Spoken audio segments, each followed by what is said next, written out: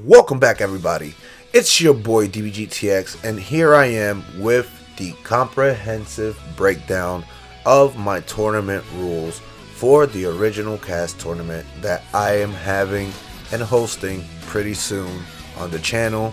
Tentative dates between May 16th and May 23rd. Those are the two dates that I should be starting this tournament. Now, I state tentative only because the 16th may not be a guaranteed, but the 21st of the month will be a fully guaranteed day for this tournament.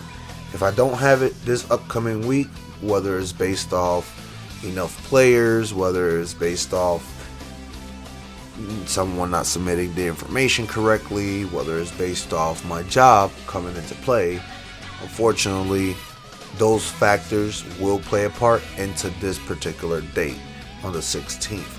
Now on the 21st, I have the 21st completely off. There is no ifs or buts about it. My tournament will start no later than that date. So if we have enough players, if everything goes well and everyone follows the instructions correctly, we may be starting this upcoming week. If that does not happen, unfortunately, we will have to push it back one more week for everyone that's been waiting patiently. And to those who've sent me your PSN and are new to my channel that I have not sent the $10 gift card, this is the reason why. Now, back to the actual information that I would like to go ahead and give you guys here on this particular video. So to begin with, let's go ahead and talk setup. In this particular part of this video, what we're going to be discussing are the key points for your preset, things that I am looking for in order to approve your presets, move sets that I am looking for in order to verify not only your style of play, but also to make sure that you do have the right set of moves and you are not overusing or underusing or spamming a certain preset or a certain combination. So to begin with, the first thing that I want to go ahead and point out is that no items, sword, claw techniques are allowed, i.e. spirit stab, divine retribution, anything like that of the sort. Those kind of moves unfortunately are not allowed. Shining slash, shining strike, sword techniques, unfortunately they use a sword in order to be able to launch those attacks.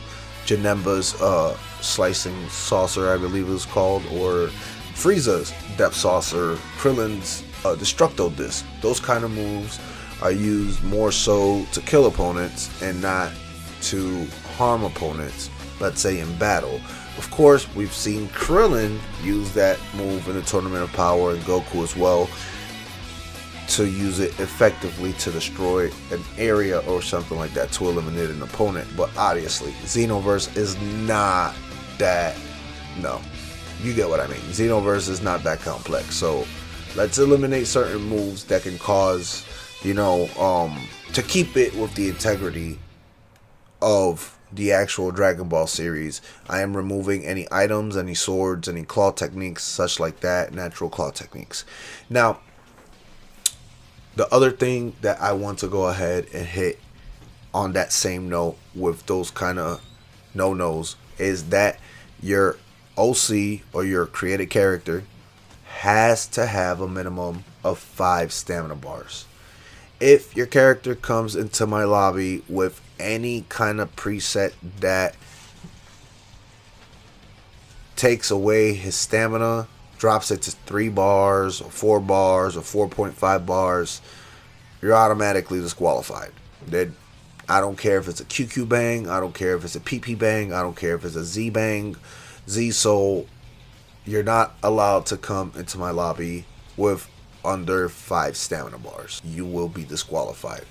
There's no reason this should go over your head. You should be skipping this video or any parts of this video in order to be able to think that you know what's happening, because again, the layers of technicality that I put into my tournaments are very important. Let's move on to the next thing. Internet connectivity. That is the most important thing, obviously. I should have started this first, but let's go ahead and touch the most important thing in regards to this tournament. Internet connectivity. With how many viewers, how many players are participating, and such, we need to strive to make sure that the experience in the game, in the tournament, with other players is as best as possible. Now, I understand that I have people participating from all over the world. I have people participating in Europe. I have people participating from Germany. I have people participating from here locally in the state that I'm currently living. Nonetheless, that does not take away that you have to try your best to get the best internet possible. I'm not saying to ask your mom to go ahead and get you 300 megabytes per second internet. That's not what I'm saying. What I am explaining is simple. Get Ethernet. If you are playing Wi-Fi, move your TV, move your setup, whatever you need to do, close to your Wi-Fi, as close as possible to your Wi-Fi. Because anything under 3 bars, unfortunately, will not be acceptable. Again, anything under 3 bars will not be acceptable. I cannot have a tournament with people fighting at 2 bars.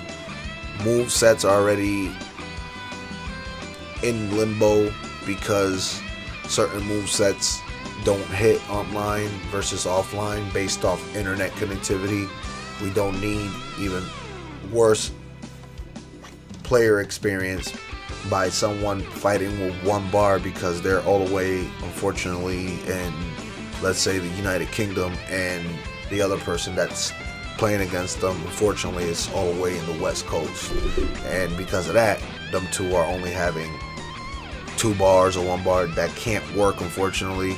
And I know that we may run into that in the middle of the tournament, and if that is to happen, we'll work on it to fix it one way or another to make sure that that is worked on. But as far as pre-tournament, we have to make sure that we do the best we can in order to give the best experience internet wise. So we will be hosting an internet connectivity test on May 13th. We should be hosting an internet connectivity test, and I will drop a video in regards to that internet connectivity test. If it's not the 13th, it will be the 14th, Friday the 14th. And what we will be doing with everyone who's here participating, if you want to participate, is that after you send me on the PSN a screenshot of your 2 preset move sets, that means the moves that you're going to use in combination with your character, so on and so forth, the 2 sets of moves, and so on and so forth. I'm going to host an endless lobby without myself fighting. I'm just going to be the host, and I'm going to have people joining into the lobby and seeing their internet bars.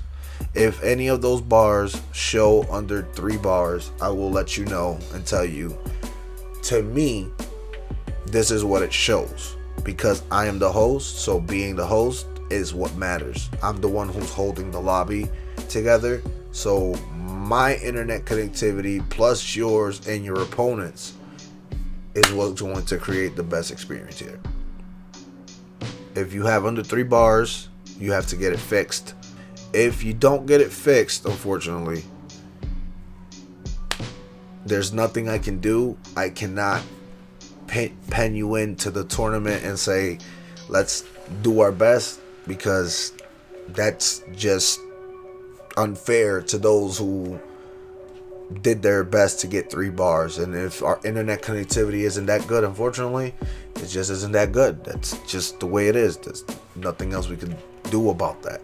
And with that, I'll figure something out with you as the player for participating, give you a PSN gift card or something like that down the road, fortunately, thank you for participating if that's the case.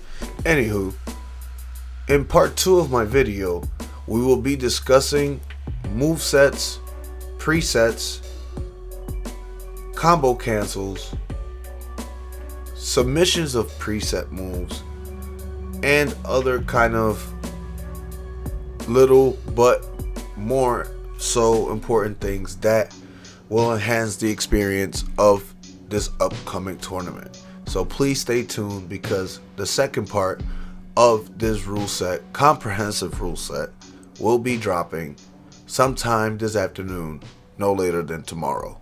Thank you again for your continued support here on the channel, and I hope to see you guys at the tournament. Let's battle.